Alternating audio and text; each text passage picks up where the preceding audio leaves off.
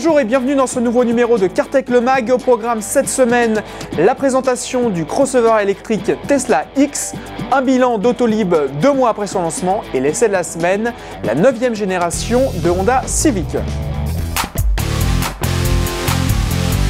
Après le succès de son roadster, le constructeur américain Tesla a décidé de voir les choses en grand et de faire une gamme complète de véhicules électriques. Cela va commencer par la Tesla S, une berline, suivie du Tesla X, un crossover qui vient d'être justement présenté.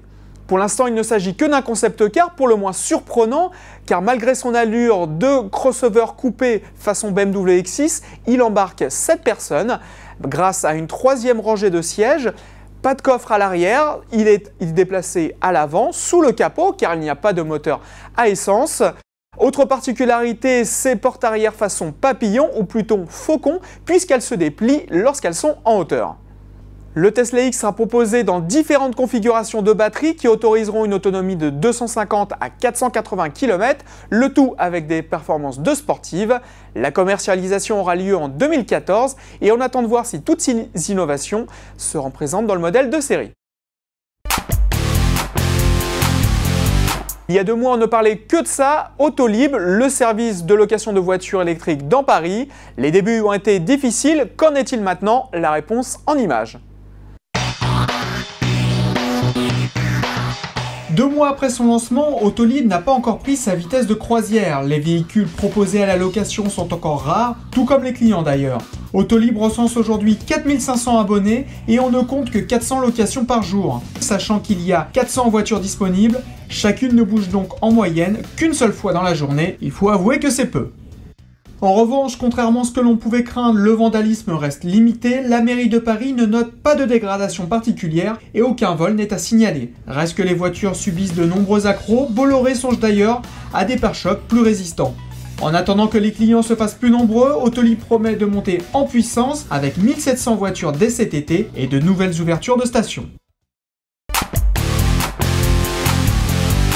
Chez Honda, on frise le record avec la Honda Civic puisqu'elle en est à sa 9e génération, une nouvelle mouture que nous avons essayée et dont voici l'essai.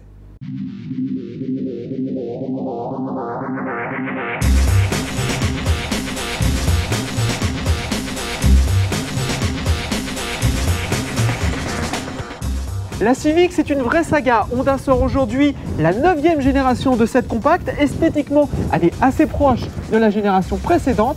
La nouvelle Honda Civic joue en effet la carte de la prudence et corrige la majorité des défauts de la version sortante.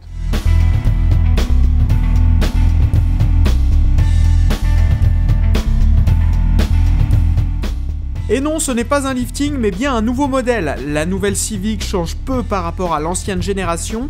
Elle conserve donc son look atypique et futuriste, comme son air de faux coupé. Côté changement, on note à l'avant un bouclier redessiné, à l'arrière de nouveaux feux proéminents et un haillon remanié pour offrir une meilleure visibilité. La longueur est en légère hausse, 4,30 m. En roulant, on remarque tout de suite les progrès qui ont été faits en matière de confort. La suspension a été totalement retravaillée.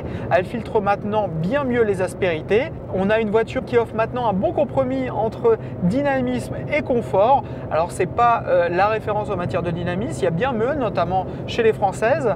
Mais on a là un bon équilibre. Dommage que ça soit un petit peu éclipsé par des sièges assez rigides qui sont quand même un peu fatigants sur les longs trajets.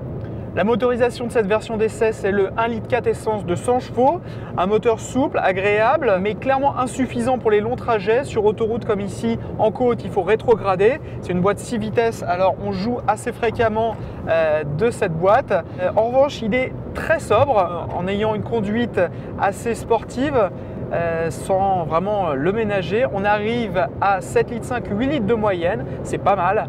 À noter aussi deux petites nouveautés sur ce moteur, un système stop and start qui fonctionne très bien même quand il y a la climatisation et ce bouton Eco qui permet de modifier la cartographie moteur, c'est-à-dire d'avoir des accélérations un peu moins franches et aussi un compteur de vitesse qui indique lorsque la conduite n'est pas économe.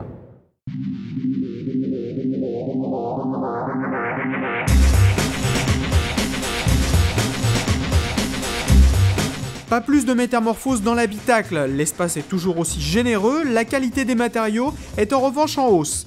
L'ambiance cultive le même univers futuriste, mais sous cet aspect compliqué, la disposition des commandes est très réfléchie et chaque fonction tombe bien sous la main. Le tableau de bord reprend le principe de double étage, des cadrans derrière le volant et l'affichage de la vitesse déporté sur la partie supérieure. Nouveauté de série, un écran 5 pouces affichant les informations de l'ordinateur de bord. Il sert également de relais au système de navigation. Comme auparavant, son point fort, c'est son coffre. 470 litres, c'est énorme, c'est la référence dans le segment. C'est par exemple 100 litres de plus que sur une Golf. Alors elle gagne maintenant en plus en modularité grâce à l'apparition de sièges dits magiques. Le principe, c'est le suivant. L'assise peut se remonter pour dégager un espace de chargement assez haut au milieu de la voiture et les sièges peuvent toujours se basculer pour un plancher plat avec le coffre. Pour la navigation, c'est pas sur ce petit écran que ça se passe, mais sur la partie centrale, c'est une option. Alors ce navigateur, il est nettement plus clair qu'auparavant grâce à une nouvelle interface. On s'y retrouve mieux, les cartographies sont plus lisibles. En revanche, la navigation manque encore un peu de précision.